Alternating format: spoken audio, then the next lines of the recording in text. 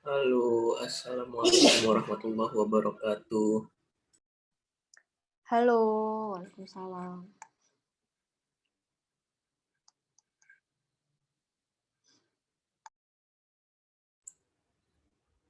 Halo Rehan.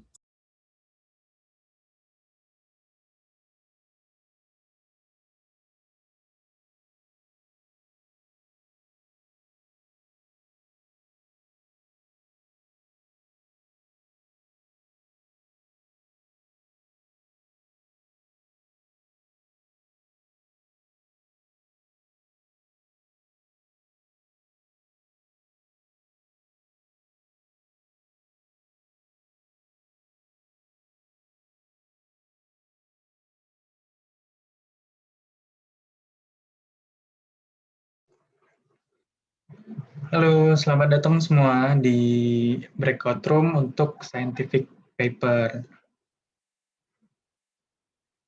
Nah, pertama kenalin dulu, aku Ahmad Ibkarihan dari RNA di sini sebagai moderator yang bakal bimbing kalian untuk di sesi breakout room ini. Nah, di sesi breakout room ini kita bakal ada pemateri yang tentunya keren banget, yang bakal ngebahas scientific paper. Nah, di sini sudah ada Kak Raffi Anissa Ulum.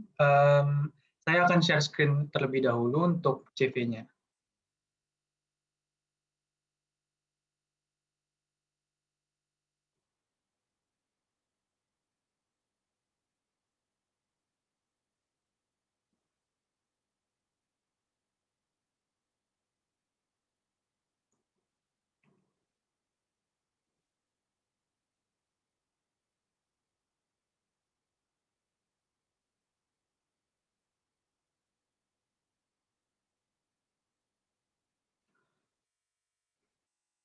Baiklah, jadi untuk pemateri kita di sesi ini adalah Kak Raffi Anissa Ulum. Kak Anis merupakan mahasiswa kedokteran umum Universitas Diponegoro.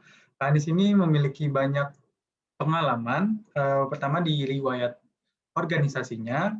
Kak Anis telah mengikuti berbagai organisasi, salah satunya adalah sebagai staf muda bidang riset Himaku 2018-2019, dan menjadi ketua bidang riset Himaku 2020-2021. Kak Anis juga memiliki pengalaman kerja seperti asisten dosen Departemen Fisiologi Agustus 2019 sampai Juni 2020. Kak Anis juga mengikuti berbagai riwayat kepanitiaan, salah satunya adalah sebagai asisten juri pada ISPO, Indonesian Science Project Olympiad pada tahun 2016. Nah, Kak Anis juga mengikuti berbagai kompetisi, seperti yang kita lihat di sini ada banyak sekali, seperti lolos pendanaan PKMP Kemendikbud, finalis literatur review Ed Johnson, perwakilan lomba proker nasional mendapat juara 1, dan piagam penghargaan Wali Kota Semarang 2018 atas siswa berprestasi atas prestasi selama 2017. Kak Anies juga memenangkan ini medali perunggu ajang INESPO International Environment Sustainability Project Netherlands 2017 dan juga medali perak ajang ISPO Indonesian Science Project Olympiad di Jakarta 2017. Kak Anies juga mengikuti berbagai seminar seperti SIPSAM 28 SIPSAM, terus tim medis pengabdian masyarakat pada acara pengobatan masalah edukasi cuci tangan, dan juga berbagai seminar-seminar lainnya. Kak Anies juga pernah menjadi pembicara, yaitu sebagai pembicara acara narasi Bapin ISMKI. Nah, mungkin untuk CV-nya sudah selesai. Kita langsung saja ke sesi materi yang ditunggu teman-teman sekalian, yaitu sesi penyampaian materi langsung oleh Kak Anies. Pada Kak Anies sudah bisa dimulai, Kak? Oke, sudah bisa. Suara aku kedengaran semuanya? Sudah kedengaran, Kak. Oke, ini sebelumnya format yang di-share screen pakai PDF atau pakai PowerPoint ya? PowerPoint, Kak. Oke, ya udah. Oke, kalau gitu Selamat pagi semuanya, siang ya, selamat siang semuanya. Assalamualaikum warahmatullahi wabarakatuh. Aku langsung mulai aja ya untuk pemaparan materi kali ini. Jadi di sini aku dapat topik tentang scientific paper. Nah, bisa di next.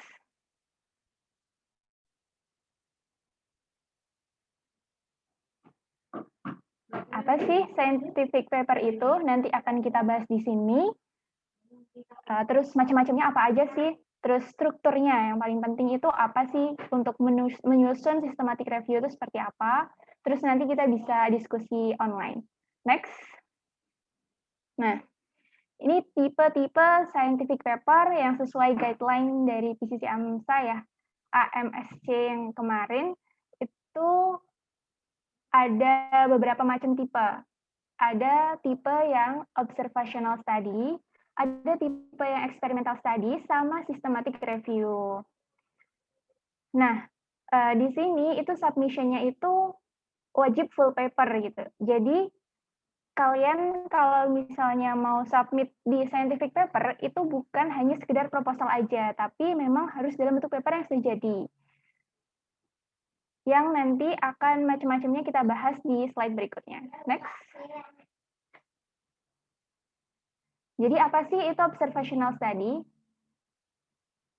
Bisa diklik sekali lagi. Nah, jadi di sini itu namanya aja observasional ya, berarti kita mengobservasi. Jadi di sini peneliti akan melaksanakan pengamatan tanpa melakukan intervensi. Nah, contohnya bisa dilihat di gambar, itu ada dua buah kelompok ya, dua buah kelompok perlakuan yang dibedakan berdasarkan makanannya. Ada yang makan organik, ada yang makan tidak organik. Nah, nanti di antara masing-masing kelompok itu peneliti melakukan observasi. Apa aja sih jenis-jenis observational study? Itu bisa dilihat di 3 poin sebelah kiri. Ada cross-sectional atau pengamatan sewaktu. Berarti kalian itu melakukan pengamatan hanya satu kali saja. Misalnya, pengaruh merokok terhadap kejadian kanker. Tetapi kalian hanya mengobservasinya itu dalam satu waktu. Jadi hanya diambil data cukup sekali. Kemudian ada juga jenis case control atau pengamatan retrospektif. Terus ada juga cohort atau pengamatan prospektif, gitu ya. Bisa di next. Nah, kemudian untuk jenis yang kedua ada experimental studies. Nah, experimental studies itu apa sih? Jadi kita itu mengintervensi, bukan hanya sekedar mengamati, tetapi kita memberikan perlakuan. Nah, bagaimana sih step-stepnya? Berarti kan kita perlu menentukan masalahnya. Kemudian kita tentu mengetahui tujuannya apa sih, yang akan tujuan dari penelitian kita itu mau menyelesaikan masalah apa. Kemudian nanti bisa dispesifikan lagi melalui variabelnya. Variabel bisa dari variabel terikatnya apa, terus variabel bebasnya tuh apa gitu. Terus kemudian kita harus menentukan desain eksperimentalnya itu seperti apa gitu. Apakah desainnya itu mau menggunakan pre dan post test saja atau kita ingin membandingkan antar kelompok. Nah, lalu kemudian kita bisa langsung lakukan intervensi, kemudian nanti dianalisis, terus nanti kita interpretasikan hasilnya, lalu nanti kita tahu kan dia kesimpulannya kayak gimana, baru nanti kita tulis papernya gitu. Jadi experimental study itu adalah suatu rancangan penelitian yang digunakan untuk mencari hubungan sebab akibat. Nah, hubungan sebab akibat itu apa? Bisa dilihat dari variabel yang kalian pilih. Gitu. Bisa di next. Nah, ini yang umumnya yang ada di contoh-contoh yang ada di PCC itu ya. Itu menggunakan model namanya systematic review. Pasti di antara kalian ini bertanya-tanya gitu, sebenarnya systematic review itu apa sih gitu kan? Nah, systematic review itu biasanya singkatannya tuh SLR gitu. Jadi itu merupakan sebuah tinjauan literatur yang menggunakan metode-metode sistematis untuk mengumpulkan data sekunder melakukan kajian riset, dan mengumpulkan temuan-temuan secara kualitatif dan kuantitatif untuk menjawab pertanyaan penelitian. Apa sih Kak itu maksudnya gitu kan? Jadi kita itu kalau di observasional itu kan kita melakukan penelitian secara real. Dalam artian kita memilih subjeknya itu berdasarkan kriteria yang kita buat, terus kemudian kita mengamati dari subjek penelitian yang kita teliti gitu. Sementara kalau yang di eksperimen itu kita melakukan pemilihan subjeknya juga secara mandiri, terus kita lakukan intervensi dan kemudian kita ambil hasilnya gitu kan. Nah, kalau di systematic review ini bukan data dari penelitian kita. Kita di sini hanya menyumbangkan ide yang akan kita teliti. Nah, kemudian untuk menunjang dari ide kita, misalnya, apakah benar sih rokok ini bisa menyebabkan kanker? Nah, berarti kita itu sebagai peneliti yang akan menulis systematic review itu, kita mencari data secara kualitatif maupun secara kuantitatif yang mendukung bahwa zat yang ada di rokok ini apakah dia itu bisa meningkatkan marker-marker kanker yang ada di tubuh kita. Nah, itu salah satunya. Kalau secara kualitatif berarti nanti kesimpulan-kesimpulan dari riset sebelumnya gitu. Nah, untuk step-stepnya bisa dilihat ya di sini. Kayak gini. Bisa di next. Nah, terus ada yang tanya, kan kalau di guideline ada ya tulisannya, nggak boleh menggunakan naratif, nggak boleh menggunakan literatur review gitu. Sebenarnya, systematic review itu juga bagian dari literatur review. Nah, yang dimaksud dalam guideline yang kemarin, yang 2021 ini, maksud literatur review adalah hanya sebatas naratif review saja. Jadi, apa sih bedanya? Gitu kan? Kalau systematic review itu dia lebih spesifik gitu. Nanti akan kita bahas habis ini. Kalau di narrative review ini dia lebih luas. Kalau berdasarkan questions-nya. Ini aku bisa take control nggak ya buat kursor aku kelihatan?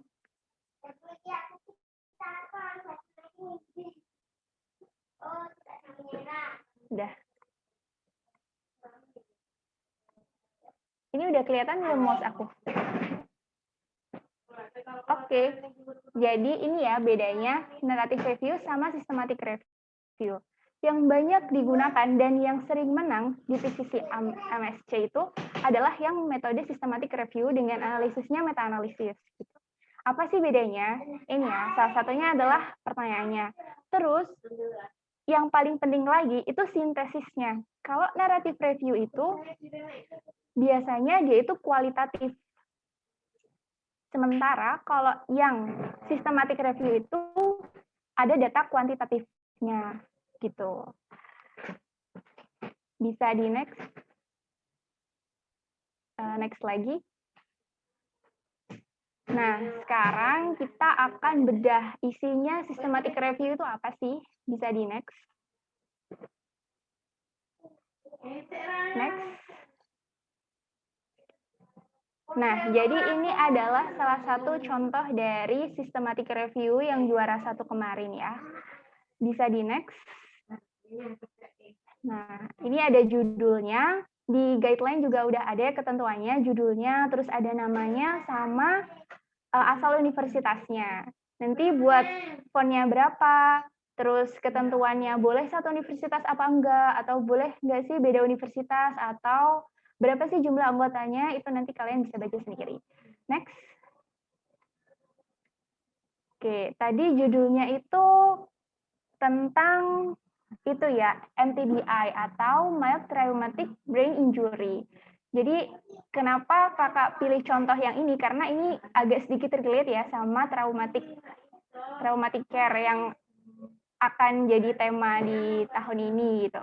Nah, jadi apa aja sih tadi strukturnya? Nah, strukturnya itu yang pertama ada abstrak, bisa di next. Nah, abstrak itu ada apa aja sih gitu kan susunannya? Ada project title yang ada di slide sebelumnya, terus ada nama dari penulisnya. Biasanya yang paling berperan itu menjadi nama pertama ya, first author. Sama asal dari AMSA kalian itu dari mana. Terus biasalah kalau di abstrak ada apa aja. Yang pertama ada abduction. Itu kalian bisa lihat di paragraf pertama di sini. Bisa lihat di sini. Terus habis itu ada objektif. Objektif itu tujuannya untuk apa gitu kan. Nah, kalau di studi ini dia itu ingin menginvestigasi potensial dari miRNA atau mikroRNA yang bisa menjadi biomarker dari mild trauma brain injury. Jadi topiknya tuh ini. Gitu. Terus di sini setelah ada objektif, itu di sini ada metodologinya. Nah, metodologinya dia menggunakan apa gitu biasanya di abstrak dijelasin. Terus ada namanya hasil. Nah, kalau di sini dia nulisnya key findings-nya itu adalah hasilnya. Padahal biasanya kalau di contoh-contoh yang lain nanti kalian bisa akses sendiri di link yang di slide sebelumnya. Itu kebanyakan setelah metodologi itu adalah hasilnya. Nah, di sini hasilnya secara kualitatif dan secara kuantitatif mereka telah analisis, mereka cantumkan di sini. Terus mereka baru membuat konklusinya. Nah, konklusinya itu adalah ini ya, berarti mikroRNA tadi dia itu berpotensi sebagai biomarker dari mild traumatic brain injury gitu. Nah, habis itu biasanya ada keywords gitu. Maksudnya key finding di sini itu adalah keywords-nya ini. Gitu. Oke. Sebelum aku next, aku tadi liatin sekali lagi ya tentang judulnya biar nanti nyambung ceritanya gitu. Nah, ini ya, pokoknya judulnya di sini tentang potensi dari mikroRNA sebagai novel diagnostik biomarker dari MTBI. Gitu.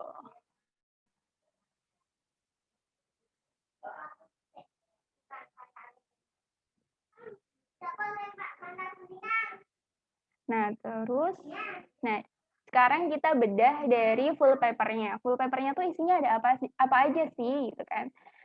Yang pertama ada cover, terus ada intro, ada metodologi, terus ada hasil, ada discussions, habis itu ada conclusion, habis itu ada recommendation, habis itu ada acknowledgement dan conflict of interest, habis itu ada reference, habis itu ada appendix. Appendix ini kalau misalkan di bahasa Indonesia namanya lampiran ya.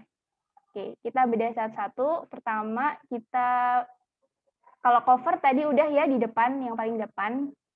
Terus sekarang kita masuk ke yang intronya dulu. Nah, di intro ini yang dibahas apa sih Kak sebenarnya? Nah, di intro ini ada terdiri dari beberapa paragraf kan yang kalian lihat di sini. Paragraf pertama itu pasti define the problems. The problem-nya apa? Traumatic brain injury gitu, topiknya. Atau biasanya ya temanya apa gitu kan. Nah, terus disertai dengan data-data dan yang lain dan sumber-sumbernya. Terus nanti di paragraf berikutnya itu solusi yang udah pernah dilakukan. Jadi ada problem, terus kalian cerita solusi-solusi yang udah pernah diimplementasikan tuh apa gitu kan. Terus nanti di paragraf berikutnya lagi yang di sini itu kalian berbicara tentang ineffectiveness of solution given gitu. Jadi solusi yang sudah ada sebelum ini ternyata beberapa ada kelemahannya loh. Nah, kalian tonjolin di situ tuh. Kelemahannya itu apa gitu kan. Nah, di sini dia jelasin gitu kan. Kalau misalnya ternyata kalau pakai CT scan itu dia nggak cukup buat screening MTBI tadi. Kenapa? Karena seharusnya udah terjadi mild TBI tadi, tetapi kalau di CT scan ini dia belum bisa teridentifikasi gitu.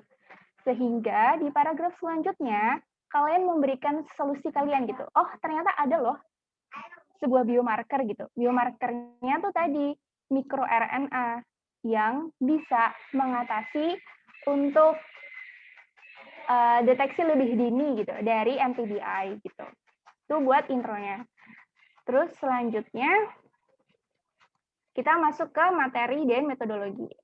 Nah, metodologinya itu ini. Jadi, apa sih yang dibahas di metodologi? Yang dibahas di metodologi ini dia berdasarkan Prisma ya, metodologinya Prisma. Nah, yang pertama dia itu ini ya, dia membahas tentang studi registration and metodologinya. Nah, terus dia juga membahas mengenai eligibility kriterianya gitu ya. Eligibility kriteria tuh dia juga membahas nih, sangat detail banget sih ini dan rapi, makanya pantas dia juara 1, dia ngalahin UI sama Brawijaya yang juara 2 dan 3, karena dia lebih rapi gitu. Jadi nanti kalau kalian nulis juga estetika dari penulisan kalian juga diperhatiin. Kalau misalnya kalian lebih enakan beberapa gambar ditaruh di lampiran, lebih baik di lampiran aja gitu. Kalau lebih rapi kayak gitu. Tapi kalau misalkan emang susah bolak-balik dan kalian rasa dia masuk di artikelnya dan itu cukup, maka dia lebih baik ditaruh di situ aja. Jadi lebih tergantung dari kaliannya aja sendiri gitu. Nah, eligibility kriterianya ini dia tuh membahas tentang tipe-tipe studinya gitu kan. Nah, di sini dia menginklusikan dan eksklusikan tipe-tipe studinya itu berdasarkan ini. Ada RCT. Gitu. Bentar ya, maaf agak berisik.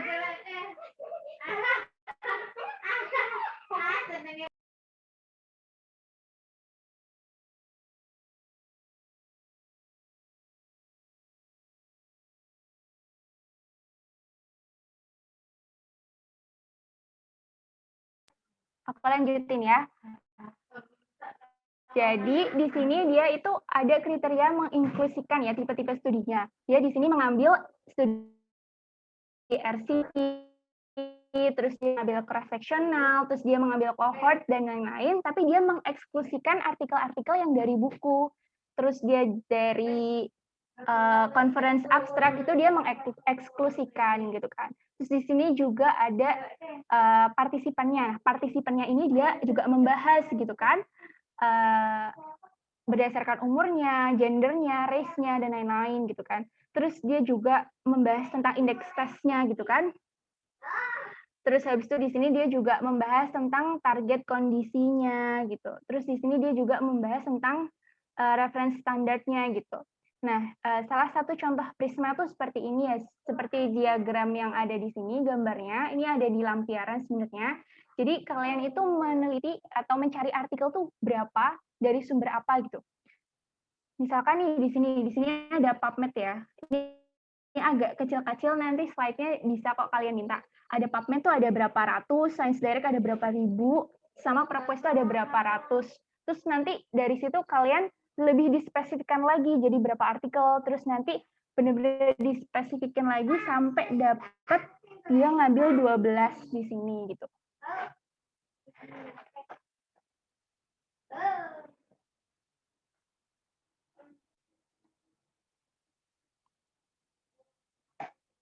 Bisa di next.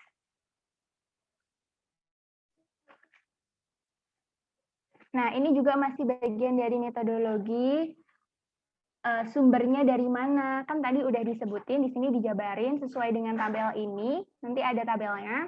Terus tadi ada juga study selections-nya gitu kan, dia pertama diseleksi berdasarkan keywords-nya apa, dia berdasarkan judulnya apa, temanya apa, terus nanti dia diseleksi berdasarkan abstraknya, terus nanti dia diseleksi lebih spesifik lagi berdasarkan hasilnya, kayak gitu.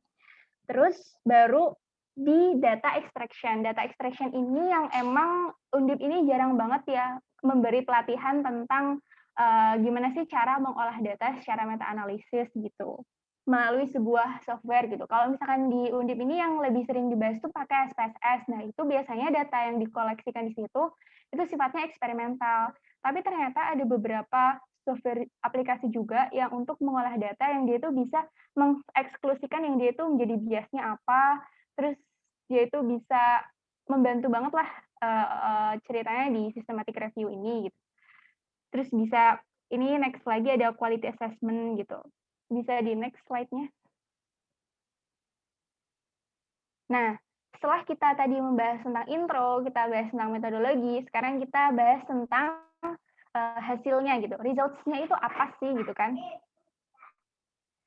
Nah, results-nya itu ini. Ini kan yang pertama pasti yang di point out adalah dari berapa artikel nanti dapat berapa gitu kan. Nanti dinarasikan di sini walaupun udah ada tabelnya, udah ada diagramnya tetap dinarasikan di sini. Terus tadi ada juga karakteristiknya, yang include yang apa, yang exclude yang apa gitu kan. Nah, ini kok aku nggak bisa. Oke, bentar ya. Nah, ini terus ini juga. Nah, kalau dia itu ngolah datanya yang supaya dia tahu kuadras biasnya tuh apa, dia menggunakan namanya kuadras. Nanti ada contohnya di slide berikutnya gitu kan. Nah, baru setelah kita dapat nih secara teknisnya ya, pengelolaan gimana sih kok bisa dapat artikel 12 nih, gimana prosesnya gitu. Baru kita bahas isinya gitu. Nah, isinya yang dibuat subjudul itu biasanya yang pertama adalah topik dari judul kalian. Kalau yang tadi itu kan judulnya ini ya, potensi dari mikroRNA untuk membedakan pasien dengan MTBI dari orang yang sehat gitu. Itu main topik yang pertama gitu kan.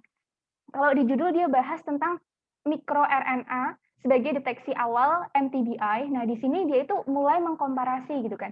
Apa sih bedanya kalau misalkan normal people sama orang yang kena MTBI ini, marker dari mikroRNA-nya dia kadarnya berapa gitu-gitu. Nah, di sini bisa di-explain your main idea gitu kan. Nah, tentunya berdasarkan literatur-literatur yang udah kalian cari gitu.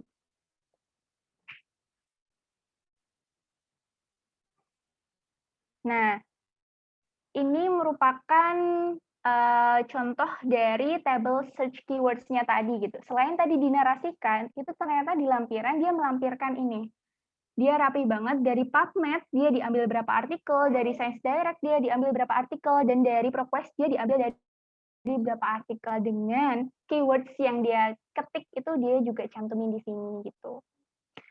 Terus di sini juga ada tabel. Nah, ini hasil dari analisis Quades yang mana ini tuh sebuah software gitu ya, bukan manual gitu kan. Nanti ada angka-angka yang ada gitu kan, ada grafik area under the curve dan yang lain gitu.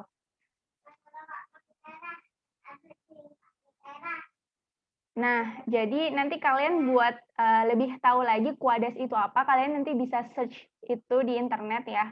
Karena rata-rata yang disubmit di PCC itu untuk yang scientific paper, kelemahannya anak undip tuh nggak ada ininya gitu. Dan mereka biasanya hanya sebatas ide dan menelaah dari jurnalnya aja gitu, tapi mereka belum mengolahnya gitu. Padahal itu juga merupakan bagian dari systematic review. Dia itu adalah sebuah alat ya, sebuah alat yang digunakan di systematic review untuk mengevaluasi risk of bias sama applicability of primary diagnostic accuracy study. Nah, jadi dia itu punya domain ya, ada pasien seleksi, ada index test, ada reference standard, ada flow and timing gitu-gitu.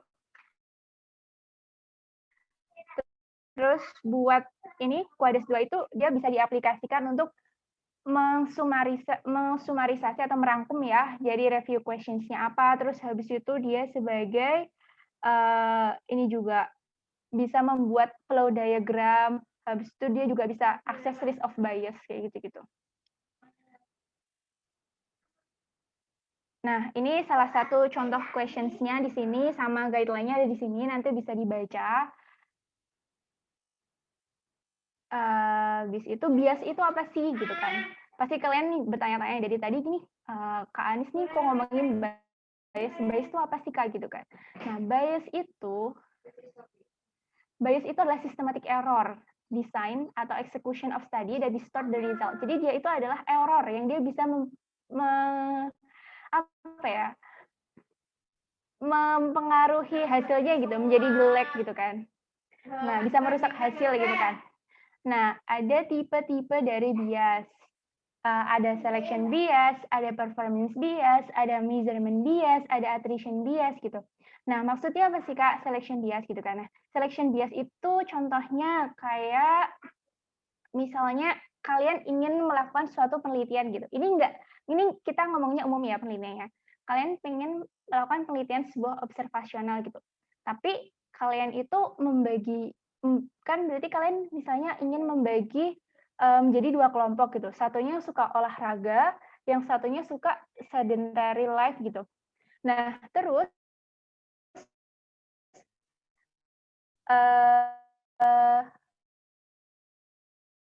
kamu terserah mau pilih yang mana gitu.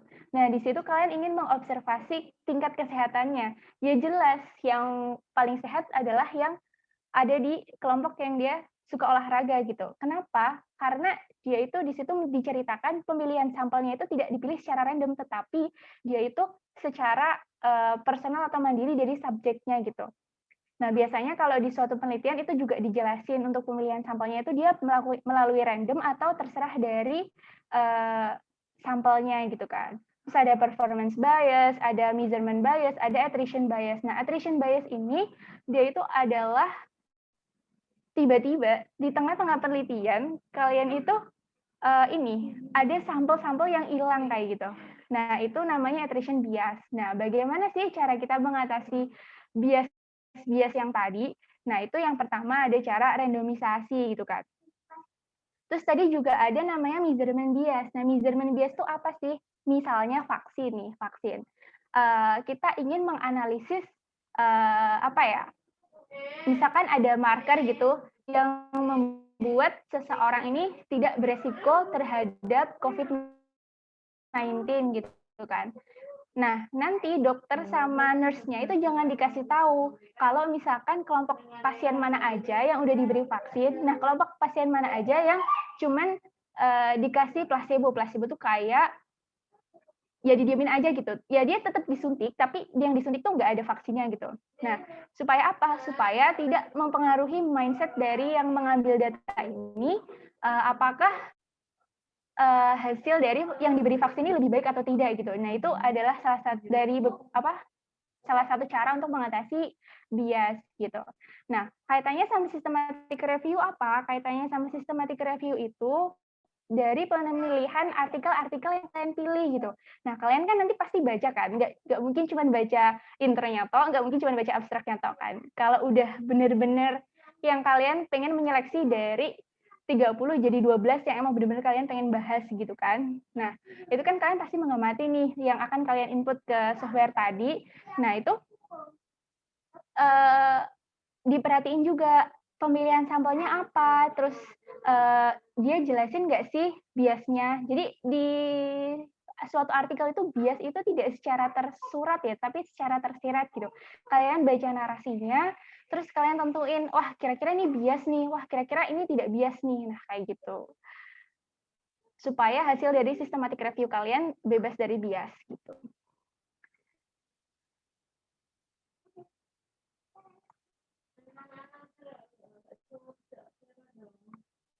Nah, ini ada beberapa yang dipakai di meta-analisis. Nah, meta-analisis itu adalah sebuah analisis statistik yang memadukan hasil berbagai kajian ilmiah gitu.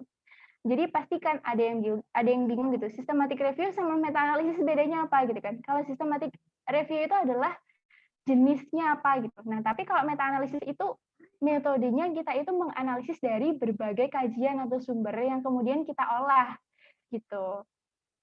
Gitu ya. Ini contoh-contohnya. Terus, nah ini ada hasilnya juga.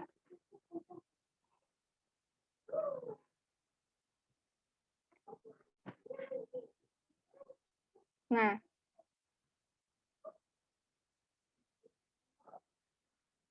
di sini, bentar, belum ya.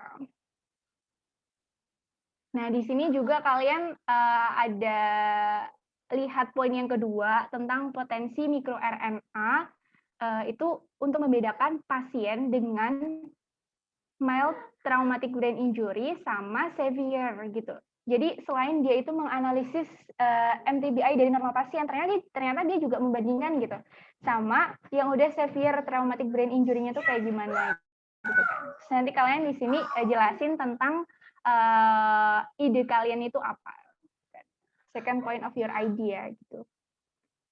Terus, nah di sini kita udah masuk ke sesi diskusi. Nah, diskusinya itu apa sih yang dimasukin ke diskusi? Tentunya kalau di paragraf 1 pasti kan tentang dasarnya dulu nih, mikroRNA tuh apa sih gitu kan. Terus kalian juga jelasin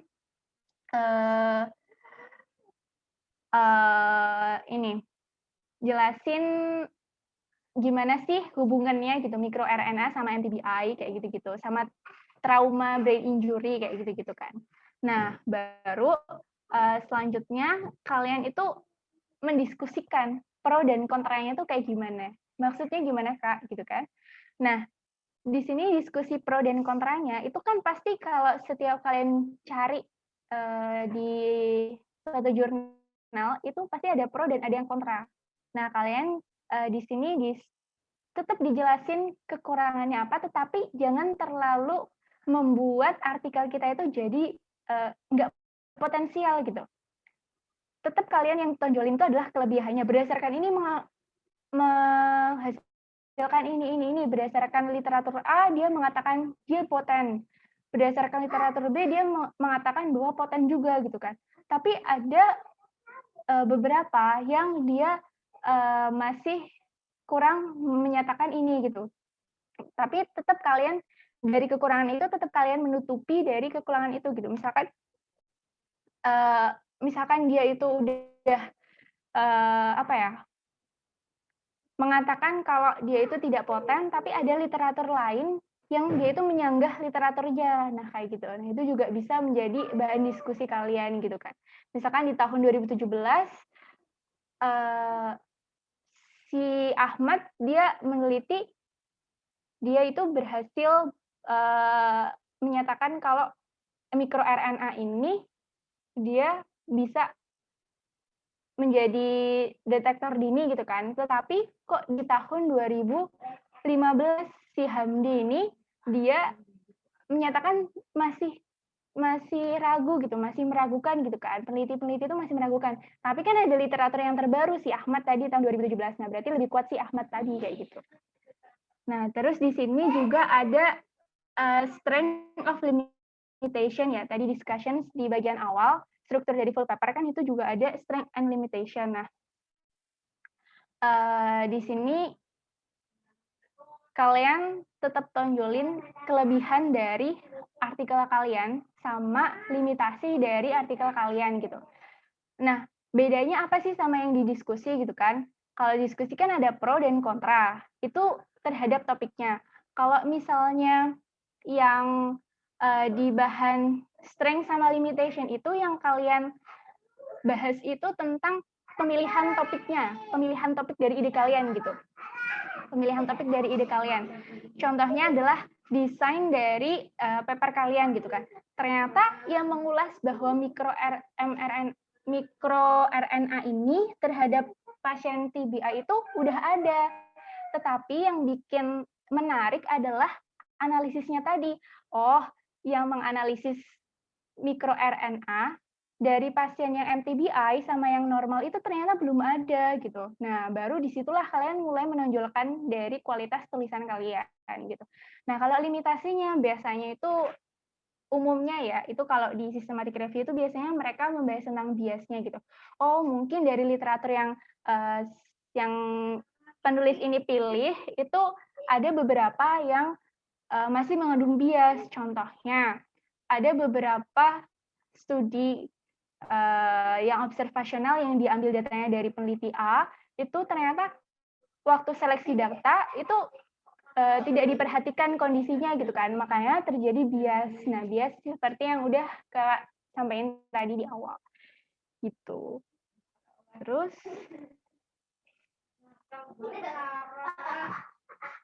nah, ini salah satu contoh gambar yang ada di discussion tadi. Kan tadi ada yang dia mengatakan yang di paragraf awal yang ada look at figure 2 at the appendix gitu kan. Nah, itu dia biasanya menggambarkan mungkin ya patofisiologinya atau brief teori atau dasarnya gitu lah, atau kerangkanya gitu. Nah, yang membuat unik lagi, ini kan dia ngambil dari orang ya, gambar yang udah jadi gitu. Lebih bagus lagi kalau kalian itu membaca banyak sumber, terus kalian menganalisis dan menggambar untuk gambar kalian sendiri gitu. Jadi nanti ini citasinya itu adalah citasi penulis gitu. Jadi kalian udah paham betul nih. Oh, ternyata dari literatur A mengatakan kalau misalnya penyebab dari trauma tuh infeksi gitu. Terus markernya ini. Terus habis itu yang udah dipakai tuh apa, yang peran yang berpengaruh itu apa aja gitu. Nanti kalian juga bisa mengkonklusikan itu dalam sebuah gambar, tapi dengan citasi kalian sendiri, itu juga jadi poin plus. Tuh. Nah, di bagian akhir-akhir nih, ada conclusion, recommendation, sama conflict of interest. Kalau conclusion berarti ini ya, jelas berarti kalau sesuai dengan artikel ini, mikroRNA dia itu bisa berpotensi sebagai deteksi dini dari pasien MTBI gitu. Kalau rekomendasi di sini dia membahasnya tentang ini, karena studinya itu jurnal-jurnal yang dia dapetin itu dia dari bagian Amerika ya kalau nggak salah. Iya, dia dari Amerika, tapi dia masih jarang di bagian ini, di bagian studi yang di bagian Asia, terus Eropa, Australia, sama Afrika tuh belum ada gitu yang peneliti itu meneliti tentang tadi kadar mikroRNA di pasien MTBI gitu. Jadi makanya rekomendasinya mungkin untuk peneliti yang lain bisa nih mulai diteliti, ternyata bisa loh mikroRNA ini menjadi marker awal untuk deteksi MTBI gitu.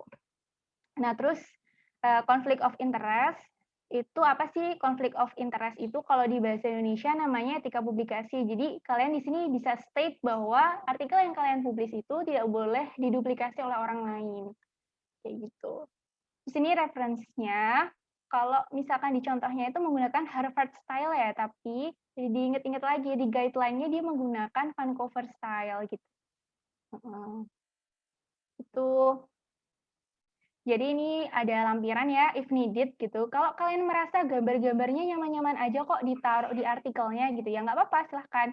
Tapi kalau misalkan kalian merasa, aduh udah jadi berantakan dan kayak jelek gitu, nggak rapi, ya lebih baik ditaruh di lampiran gitu. Tapi di artikelnya diberiin narasi ya, jangan tiba-tiba ada lampiran, tapi kok di artikelnya nggak ada yang menunjukkan look at picture number 1 gitu. Kan yo aneh gitu kan.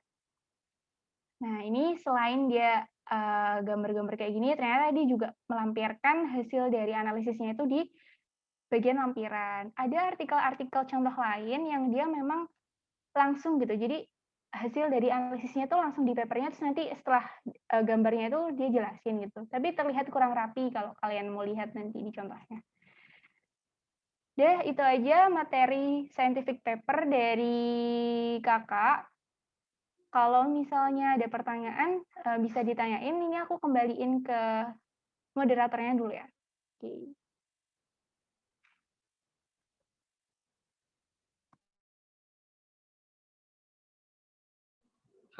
Baik, terima kasih banyak Kak Anis atas materinya yang sangat-sangat bermanfaat dan sangat informatif ya Kak.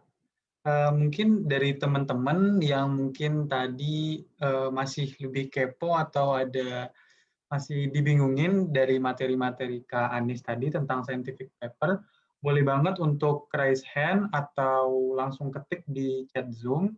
Atau mungkin kalau teman-teman masih malu-malu boleh chat privat aku di chat Zoom ini tentang pertanyaannya.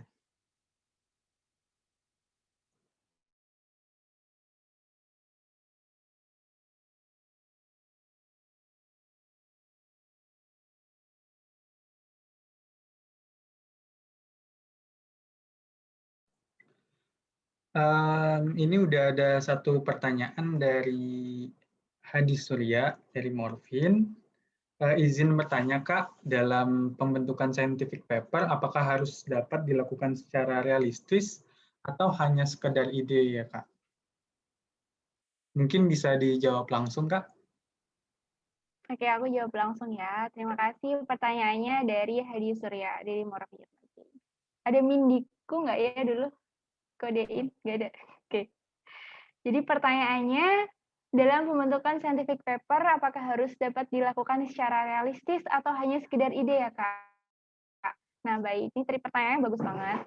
Jadi, kalau penelitian secara systematic review itu menggunakan data sekunder. Jadi, kita hanya menyumbangkan ide. Ide dari penelitian-penelitian yang udah ada. Jadi, kayak istilahnya kita membuat sebuah rangkuman, tapi lebih tingkatannya lebih tinggi lah. Kenapa lebih tinggi? Karena kita di situ juga mengolah hasil dari beberapa penelitian-penelitian sebelumnya. Contoh, data dari penelitian A, dia mengatakan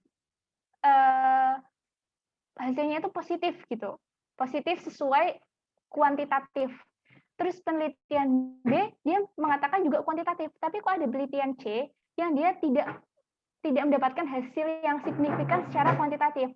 Nah, di sini itu kita bisa melihat hasilnya, oh ternyata dari banyaknya sekian data yang kita dapat, kita bisa membuat suatu statement kalau misalkan ternyata dia itu potensial kok, dia itu signifikan kok. Nah, gitu. Jadi peran dari systematic review itu di situ, bukan kita yang membuat atau menciptakan suatu desain penelitian yang tadi sudah dibahas secara observasional atau eksperimental. Nah, kelebihannya lagi, kalau systematic review ini kita tidak usah pusing-pusing untuk membuat jadwal atau rencana penelitian secara tanggal-tanggal gitu ya. Kan kalau misalkan skripsian, itu salah satu contoh dari penelitian eksperimental yang ada di FK Undip. Jadi kita memerlukan biaya untuk memberikan apresiasi terhadap sampel, terus habis itu kita juga perlu memberikan biaya untuk menyiapkan beberapa alat dan bahan, terus belum tentu hasil yang kita teliti secara eksperimental itu hasilnya signifikan dan bisa jadi banyak biasnya gitu. Nah gitu, kalau di systematic review itu kita memilih-milih ya, milih-milih lah istilahnya, milih-milih artikel yang memang indeks biasnya itu sedikit, terus bagus hasilnya, sesuai dengan ide kita, tapi ide kita nggak ngawur ya, maksudnya berdasarkan yang udah kita baca, oh ternyata dia potensial gitu. Jangan kita bilang ide kita potensial, tapi kok kebanyakan jurnal dia itu menyanggah bahwa ide kita itu potensial, nah itu juga nggak bisa gitu. Gitu ya, Hadi Surya. Terima kasih atas pertanyaannya, menjawab. Oke, ada pertanyaan lain? Oke, ini ada pertanyaan lagi, Kak. Tapi ini anonim dianya. Pertanyaannya, pada conflict of interest, saya selalu membaca there are no conflict. Adakah paper yang isi conflict of interest-nya itu yang berbeda? Oke. Ya. Jadi nggak semuanya memang ada konflik of interest-nya gitu. Ada beberapa yang emang penelitinya itu strict banget gitu. Jangan sampai publikasi ide kita ini setelah kita paparkan tuh ditulis ulang sama orang lain, terus dia publikasikan lagi gitu. Jadi nanti ada duplikasi. Nah, makanya dia nulis konflik of interest gitu. Tapi kalau misalnya dia emang ya udahlah, pasti dia yakin gitu. Ide itu nggak akan ditulis sama orang lain dan ya udah dia tulis aja there is no conflict of interest gitu. Mungkin ini hanya sebatas ide ya, tapi ada beberapa tema lain yang membahas tentang conflict of interest gitu. Jadi keinginan of penelitiannya itu apa gitu. Biasanya kayak gitu.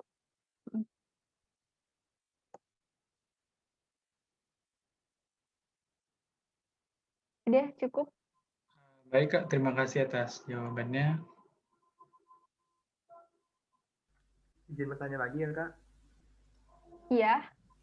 Jadi di sini saya menanyakan, Kak, jadi systematic review itu kita mempunyai sebuah ide, tapi idenya itu andaikan memang sudah ada banyak di berbagai jurnal, itu tidak jadi masalah ya, Kak? Hanya saja kita kayak mereview yang mana jurnal itu kayak sesuai dengan apa yang kita ingin teliti, seperti itu, Kak? Iya, kalau misalkan udah selesai belum pertanyaannya? Sudah, Kak. Terima kasih. Oke, aku jawab ya. Jadi kalau dari artikel tadi yang kakak bahas, itu yang membuat strength-nya ya, kekuatan artikelnya itu ada yang orang lain belum kerjakan. Dari caranya dia menganalisis, membandingkan bahwa kadar mikro RNA yang ada di pasien MTBI sama normal people itu belum ada yang membandingkan gitu. Sementara untuk artikel-artikel sebelumnya yang udah ada, itu memang mikro RNA itu bisa menjadi detektor dini dari pasien MTBI. Nah, di situ kalian bisa mainin, oh ternyata belum ada nih yang nge-compare ini dengan ini gitu. Karena memang jarang banget untuk mahasiswa ya usia jadi semester awal kayak gini itu yang mencetuskan sebuah teori baru gitu. Jadi kita main di kemungkinan-kemungkinan yang kita bisa kita bisa gali dari ide yang udah pernah ditulis, hasil yang udah pernah ditulis sama cerita-cerita. Cerita di sini tuh maksudnya adalah systematic review yang sebelumnya udah pernah dibahas gitu. Jadi kita melengkapi bagian yang lain gitu. Gitu ya Hadi Surya. Ada pertanyaan lain? Terima kasih, Atau Kak. udah menjawab? Oke. Baik, terima kasih Kak Anis atas jawaban-jawabannya untuk dari pertanyaan-pertanyaan para peserta. Mungkin karena waktunya sudah mencapai akhir, di sini kami dari panitia ingin memberikan bentuk apresiasi dari AMSA Undip ke kakak sebagai pemateri di breakout room scientific paper ini. Saya akan share screen dulu untuk sertifikatnya. Oke. Ini ya Kak untuk bentuk apresiasinya. Untuk kita bisa foto dulu Kak untuk Kakak dan sertifikatnya kepada panitia mungkin bisa difotokan.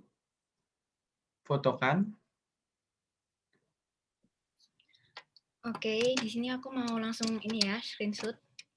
Oke, aku kasih aba-aba ya. 1, 2, 3. Oke, mungkin satu kali lagi ya. 1, 2, 3.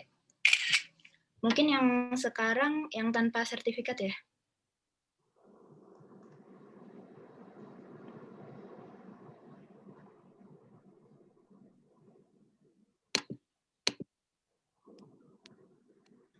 Oke, sebentar. Mungkin untuk teman-teman bisa banget nih untuk Oke, on cam terlebih dahulu biar kita bisa foto bareng.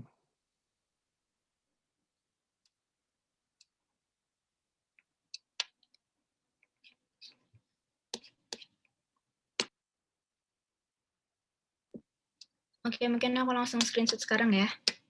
Aku aba-abain. 1, 2, 3. Oke, satu kali lagi. 1, 2, 3. Oke.